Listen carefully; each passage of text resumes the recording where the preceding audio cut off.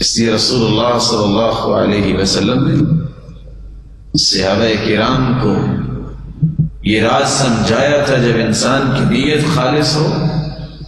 جہاں عمل اللہ کے ہاں قابل قبول ہوتا ہے وہ عمل باعث برکت بھی بنتا ہے۔ ایک شخص کہتا ہے لا تصدقن اللیلہ، آج رات میں صدقہ کروں گا، فخرج بصدقتی، صدقہ لے کے نکلتا ہے، فوضعها فی یدی زانیۃ، رات کی تاریکی میں ایک بدکار عورت کو صدقہ دے کے واپس آ جاتا، فاصبح الناس يتحدثون تصدق على زانیہ، لوگوں نے باتیں کی، دیکھو رات کو کوئی آیا ہے اور بدکار عورت کو صدقہ دے کے چلا گیا۔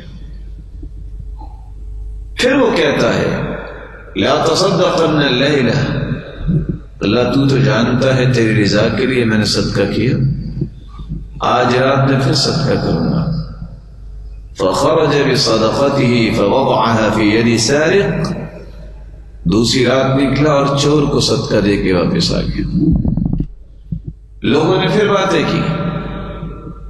پھر وہ کہتا ہے لا تصدقن اللیلہ، آج رات میں پھر صدقہ کروں گا۔ فخرج بصدقته فوضعها في يد غنی، تیسری رات صدقہ لے کے نکلتا ہے، ایک امیر آدمی کو صدقہ دے کے واپس آ جاتا ہے،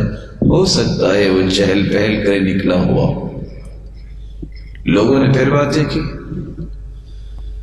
وہ اللہ رب العزت نے جس کو خلوص نیت سے نوازا تھا وہ کیا کہتا ہے، اللہم لک الحمد علی الزانیہ وعلی السارق وعلی غنی، اللہ تو جس کو دلا دے، میں نے تو تیری رضا کے لیے دیا تھا، تو نے چور کو، زانیہ کو اور امیر کو دلا دیا۔ اللہ کی طرف سے دو جواب آئے، جو حدیث بیان کر رہی ہے اما صدقتک فقد قبلت، میرے بندے پریشانی کی بات نہیں، تینوں راتوں میں کیا گیا صدقہ تیرا قبول ہو چکا ہے۔ وَلَعَلَّ الزَّانِيَةَ تَسْتَعِفُ بِهَا عَنْ زِنَاهَا، یہ بدکار عورت کچھ کھاتی ہوگی روزانہ، لیکن تیرے خلوص سے پیش کیے گئے مال کو جب اس نے استعمال کیا تو زندگی کی برائیوں سے وہ توبہ طائب ہو گئی۔ وَلَعَلَّ السَّارِقَ يَسْتَعِفُ بِهَا عَنْ سَرِقَتِهِ، تھا تو چور، کچھ تو کھاتا ہوگا،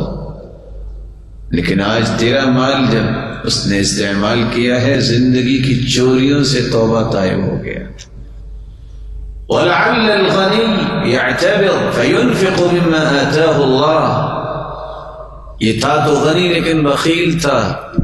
تیرے مال کو استعمال کرنے سے اس کا بخل ختم ہو گیا ہے، یہ بھی اللہ کی راہ میں خرچ کرنے والا بن گیا۔ صحیح مسلم کی یہ روایت بہت بڑا سبق ہے۔